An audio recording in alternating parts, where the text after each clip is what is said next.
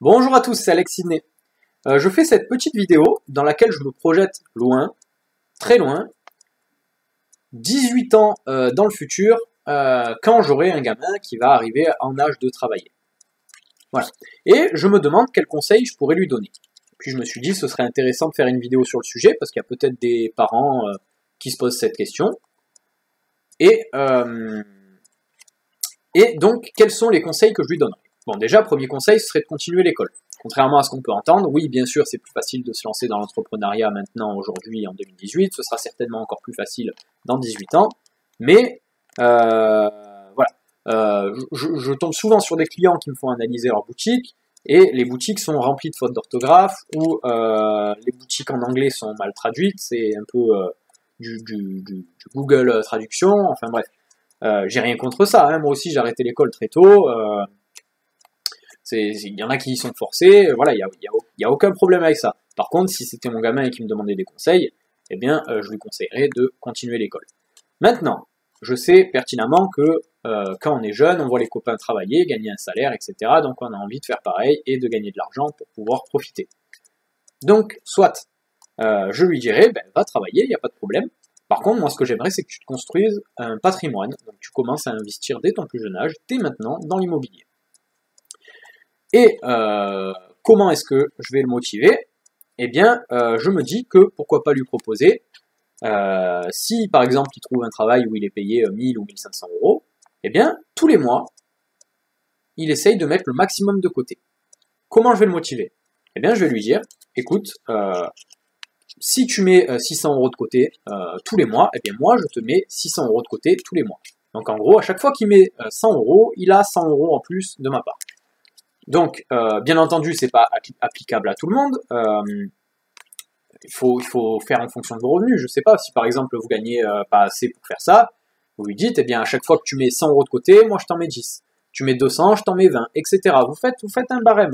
Ça va quand même le motiver à mettre de l'argent, parce que plus il en mettra, et plus vous allez en mettre. Donc, je lui proposerai de faire ça, ça va très certainement bien le motiver, à mettre le maximum de côté. Avec ça, je vais lui conseiller de rester à la maison, je vais essayer de lui faire l'espace le plus privé possible, pour pas qu'il ait besoin de prendre un appart, etc., qu'il ait son intimité, sa pièce à vivre, etc. Bref, mon objectif, ce serait qu'il reste assez longtemps à la maison pour pouvoir mettre énormément de côté, et commencer à investir. Donc à chaque fois qu'il verse de l'argent de côté et que je lui en verse, au bout d'un moment, il aura, je sais pas, 5, 6 000 euros, et bien à ce moment-là, je vais l'emmener faire le tour des places de parking, des box, etc. à vendre. Et puis je vais lui apprendre à en choisir un et à l'acheter. Donc il va commencer d'abord par apprendre à l'école, ensuite il va apprendre à gérer son argent et à mettre de côté, ensuite il va apprendre à investir dans l'immobilier, et puis je pense que c'est déjà un bon début à une bonne éducation financière. Je vais lui apprendre à apprendre par lui-même aussi, comme je l'ai fait moi, hein, en lisant beaucoup. À chaque fois que je lui offrirai des livres, ce sera sur la finance, sur bon bien sûr sur ses passions aussi. Hein. Le soir, au lieu de mettre la télé-réalité, eh bien pourquoi pas se fixer un petit rituel, une vidéo sur l'enrichissement personnel, sur le mindset, sur le commerce, voilà, un petit truc, un petit moment à partager à deux sur la finance, voilà. C'est un peu le genre de choses que je ferais moi, mais voilà, dans l'idéal, ce serait de le motiver à investir dans des achats immobiliers pour qu'il se crée des revenus passifs, qu'il n'ait pas besoin de travailler toute sa vie. Voilà. Maintenant, bien entendu, chaque individu est différent. Peut-être que ça ne l'intéresse pas et qu'il trouve un travail qui lui plaît, pour lequel ça ne le gêne pas de travailler jusqu'à la retraite. Eh bien, tant mieux.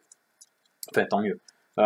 C'est un style de vie que chacun peut choisir et on n'est pas tous faits pour l'entrepreneuriat, pour l'immobilier, pour quoi que ce soit. Il y en a qui aiment bien être voilà, tranquille, pépère, ça ne lui dérange pas de travailler pour quelqu'un. Du moment qu'ils ont leur salaire fixe, que leur salaire fixe leur convient, bien sûr, il ne faut pas que à la fin du mois, ils se disent oh j'aimerais avoir ça, mais je peux pas, machin, je suis pas payé assez, j'en ai marre de cette boîte, je suis jamais payé, et puis le mec il part pas de sa boîte. Voilà, il y en a beaucoup que c'est ça. Bien entendu, il y en a qui n'ont pas le choix, hein, je sais pas, tu as 3 gamins, t'as ton CDI, t'es un peu trop vieux pour retrouver du travail, etc. Bref, je comprends, j'ai rien contre ça. Chaque cas est différent et puis je suis ouvert à comprendre chaque cas un par un.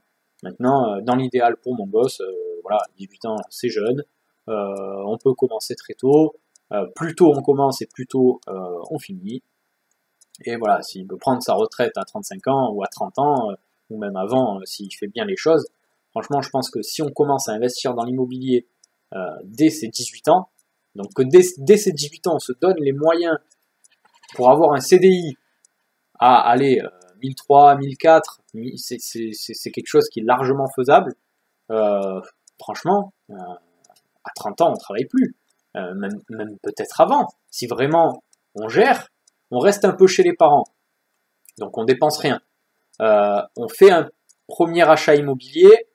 Donc on emprunte les 33% qu'on nous prête, 500 € de crédit par mois, un T3, selon les régions on a même plus gros. On le divise en 2 studios, on loue chacun de ces studios 350 ou 400 €, et déjà, 2 fois 400 €, 800, si vous payez 500 € de crédit, vous faites déjà du bénéfice. Après, bon, je ne suis pas expert immobilier, mais voilà, ça me semble largement faisable d'être indépendant financièrement entre 25 et 30 ans si on commence déjà à 17-18 ans. Voilà, si vous avez des conseils, ben, tant mieux. Ça me permettra de donner ces précieux conseils à mon gamin plus tard. Et puis aux personnes qui regardent et qui regarderont les commentaires, à donner ces conseils aussi aux leurs. Voilà, je vous souhaite une excellente journée ou soirée, peu importe le moment où vous regardez cette vidéo. Et surtout, donnez les bons conseils à vos enfants. J'aurais bien aimé avoir des bons conseils quand j'étais jeune, ça m'aurait évité de gagner 1300 € par mois et puis de les claquer en 3 jours au casino. Voilà, allez, à bientôt, ciao ciao.